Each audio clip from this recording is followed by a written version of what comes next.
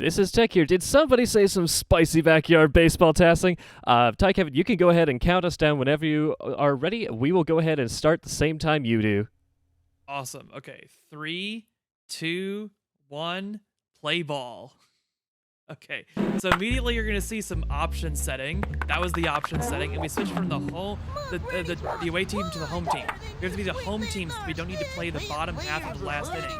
And then you can see immediately we're getting everybody out. Everybody's got to get out immediately. No baseball is going to be played here today. We need as many outs as quickly as possible because we only need to score 1 run. And we need to score a run, not them. So every player on the opposing team is going to get out, and every player on our team, except the one run that scores, is going to get out as well. So you're going to see a lot of outs, and they're all going to be line drives, or in some cases, there are going to be a couple of ground balls to get people advanced for the 1 run that we're going to score, but you're going to see a lot of line drive type hits. Now, this game is almost entirely RNG based. Where you click on the screen does not matter at all for when you hit the ball. The only thing that matters is the timing of when you click the ball, and that changes the direction in which the ball is hit. But it's also RNG based whether or not you get like a ground ball or a pop-up or a home run. If you pick like the power strat, you can hit a home run or a line drive or a grounder. If you pick the line drive strat, you can hit a line drive or a grounder. And if you hit the grounder strat, you can only get a grounder or a foul ball. So if you want to hit a home run, you have to be in power mode, or sometimes line drive mode can get it, but mostly power mode. Anyway, the point here is that we're going to be picking the line drive here to reduce the RNG to only be picking between line drive, ground ball, and foul balls. And then we have to cause certain delays so that those line drives actually happen. So you might see like slight delays before we throw the ball or in advancing to the next batter. We can hit the escape button to skip the walk-up animation when a player is going up to bat, and you're also seeing escape a lot when we like to have the inning transitions. So the inning transitions are pretty crazy too. But yeah, now you're seeing the one at bat where we're gonna have people getting on, or another one at bat, the one inning we're gonna have people getting on because we need our players to get on base for the 1 run. So we're gonna have Dimitri steal here. We're trying to get Dimitri advanced as quickly as possible. And then Mikey's still gonna get out.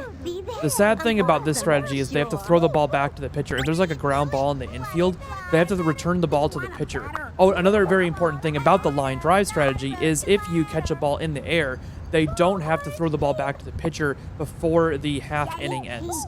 And you can see some little base running manip there to get Ronnie Dobbs out so that we are still getting our outs. So now what we're going to do is we're going to do exactly the same thing as last at bat. We're going to get a quick little ground ball here, and we're going to score off of it. But then Sally is going to step off the base just as the run scores, just after the run scores, so that the run counts. Because if the out happens before the run scores, then that's the end of the inning. So we have to make sure to get Sally on first and then step her off after the run counts. And now we're just going to see a bunch of outs more. It's just more line drives and outs from here on out. Just as I had calculated. Hey, batter, batter, batter. Hit the ball. Hey, batter, batter, batter. Oh. Swing, batter. Yay. Billie Jean being tall at first base was also manipulated. You're seeing a lot of things here that were RNG manipulated at the start of the game that you might not even think about. So... Yes, Chef Deb, I freaking love the commentary from the players. It's one of the best parts of this game. We want a batter, not a broken ladder. Oh, that's great banter from the kids. But yeah, we are manipulating tons of things that you're not even seeing in this task very obviously. Like Ronnie Dobbs has one of the fastest pitching animations in the game. So we manipulated Ronnie to be the pitcher. And then Amir has a very consistent throw. So we manipulated Amir to be the opposing pitcher, and also it's very nice that the taller player is at Billie Jean Blackwood is at first base, because they're even though you can turn off errors in the game options, that does not actually turn off all errors. There can still be weird bugs where the player's like facing away from the ball and causes an error. So. Good job, man. You can see how amazingly fast an at-bat is when you get a really good line drive like that. That's what we're searching for in each of these at-bats for RNG manipulation. And then this one, this is the last at-bat of the game. So it did not matter how long that out took to find. That was it. That's backyard baseball. That's an entire game of backyard baseball.